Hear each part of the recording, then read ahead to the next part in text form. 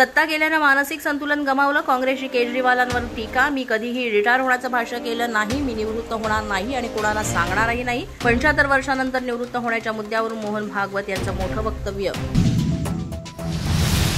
लालबागच्या राजाच्या चरणी दर्शनासाठी गणेश भक्तांची मोठी गर्दी. देशभरातून लाडक्या बाप्पाचं मनोभावे दर्शन घेण्यासाठी गणेश भक्त बाप्पा चरणी लीन. मनोज जरांगे यांची गुरुवारी कुठलीही चर्चा झाली नाही. आज चर्चा होण्याची शक्यता. चर्चेसाठी सरकार पूर्वीपासूनच तयार. विखे पाटलांची माहिती. केंद्रीय गृहमंत्री अमित शहा आजपासून 2 दिवसांच्या मुंबई दौऱ्यावर. लालबागच्या राजाचं घेणार दर्शन. नांदेड जिल्ह्यात अतिवृष्टी कायम. जिल्ह्यातील सर्व शाळांना सुट्टी. देगलूर मुखेड तालुक्यांना मोठा फटका. लेंडी आणि मांजरा नद्यांना पूर. शक्तीपीठ महामार्ग भूसंपादनाचा आदेश पारित. कोल्हापूरला भूसंपादनाच्या आदेशातून वगळलं. फक्त वर्धा ते सांगलीपर्यंतच्या भूसंपादनाला मान्यता.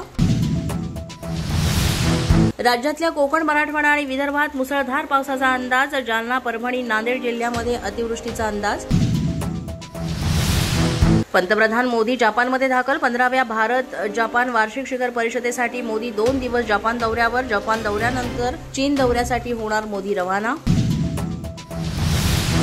एकनाथ शिंदेंनी शिवतीर्थावर जाऊन घेतलं राज ठाकरेंच्या गणरायाचं दर्शन. आमच्यातली चर्चा खासगीच राहू द्या म्हणत शिंदेंनी वाढवला सस्पेन्स. काहींना आत्ता स्नेहसंबंध आठवला असं म्हणत उद्धव ठाकरेंना लगावला टोला.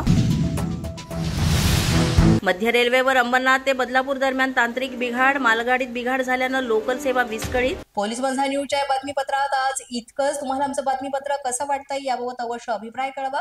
यासाठी पोलीस माझा न्यूजचं युट्यूब चॅनल सबस्क्राईब करा. तसंच आमचं फेसबुक, इंस्टाग्राम आणि ट्विटर अकाउंट फॉलो करा. अधिक माहितीसाठी आमच्या www.policemazhanews.com या वेबसाईटला भेट द्या. आमचे अधिकृत प्रतिनिधी व्हायचं असेल तर स्क्रीनवर दिलेल्या क्रमांकांवर आजच संपर्क साधा. आजच्या बातमीपत्रात इतकंच. पुन्हा भेटूया पुढील बातमीपत्रात. तोपर्यंत पाहत रहा पोलीस माझा न्यूज.